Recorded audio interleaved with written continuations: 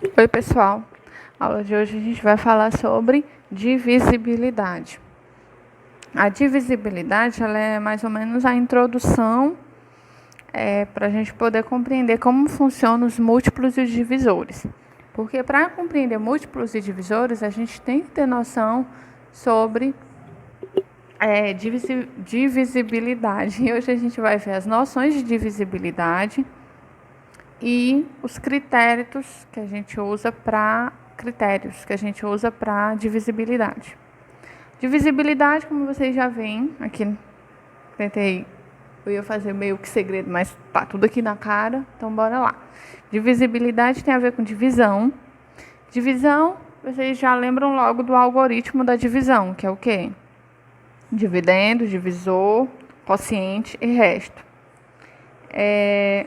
E aí, o que funciona? Inicialmente, para essa divisibilidade e para os critérios de divisibilidade e essa parte de múltiplos e divisores, a gente vai ter que lidar com uma divisão exata. Como assim, tia? Exata? Eu trouxe dois exemplos. 19 dividido por 3 e 20 dividido por 4. Inicialmente, a gente vai identificar cada algoritmo da divisão. Nesse primeiro caso aqui, nós temos 19 dividido por 3. A gente sempre pensa no número que chega mais perto, se não dá para pensar num já certo. Então, quem chega perto é o 6, que dá 18, mas é 19, sobra 1. Então, não é uma divisão exata. Porque eu vou ter um resto. Eu tenho um dividendo, divisor, quociente e o resto. Como esse resto aqui tem um número, ele não é uma divisão exata. E ele meio que não vai se enquadrar nos meus critérios de divisibilidade. 20 dividido por 4 dá 5, que dá 20, resta 0. Ou seja, essa é uma divisão exata.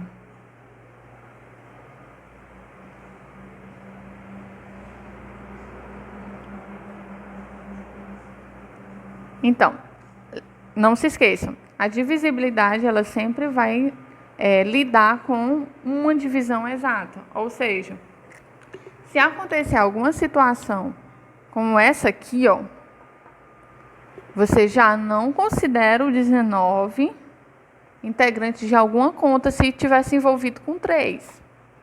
Por quê? Porque ele não foi divisível. Então, vamos partir agora para os critérios de divisibilidade. O que são os critérios de divisibilidade?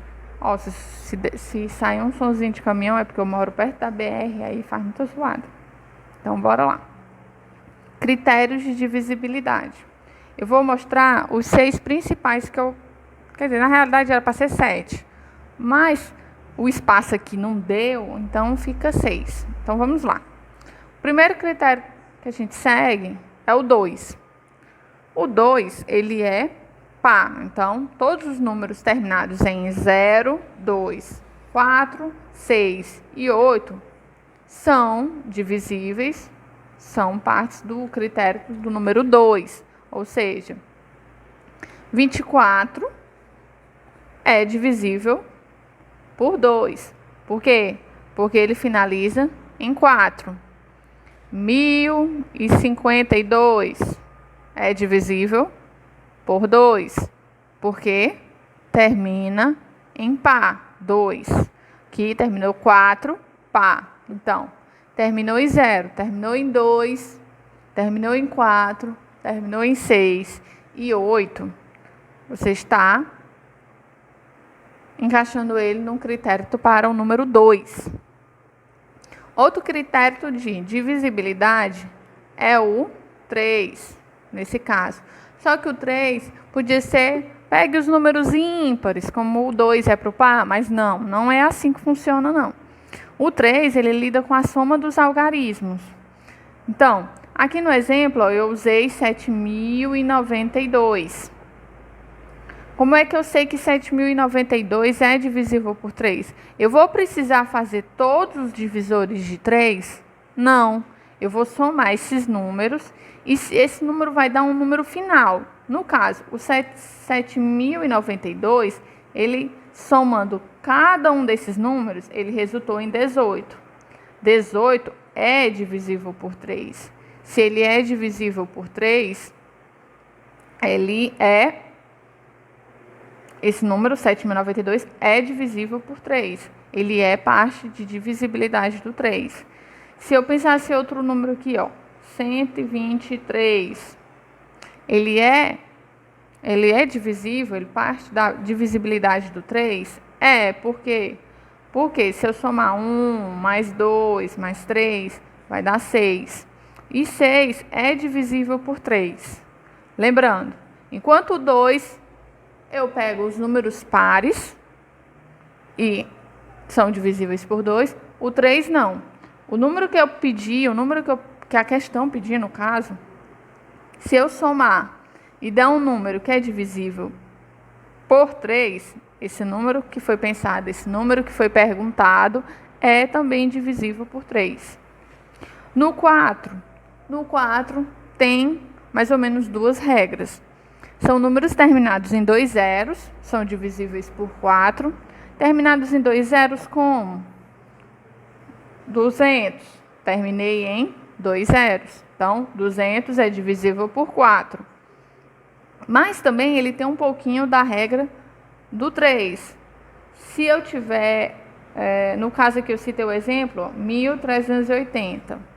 Os dois últimos números formam um número que é divisível por 4, que é quem?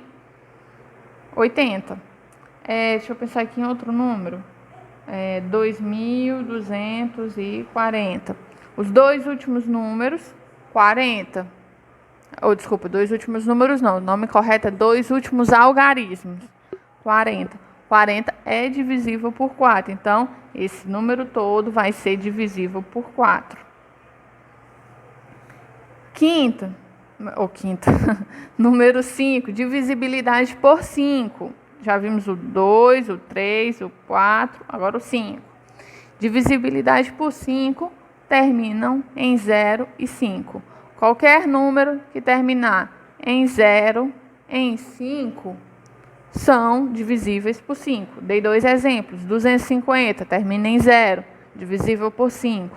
15 termina em 5, também. Se eu pensar 1.005, vai ser divisível por 5, porque está terminado em 5. Soma dos algarismos. Também que faz parte da divisibilidade por 9. Você vai somar todos os algarismos. No caso aqui eu dei um exemplo. 6.048. Ao somar todos esses números, deu 18. 18 é divisível por 9. Se é divisível por 9 a soma, esse número também vai ser divisível por 9. Deixa eu pensar aqui outro número.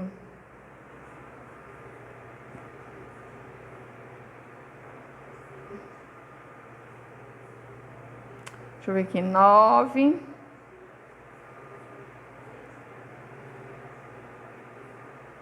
918 é divisível por 9?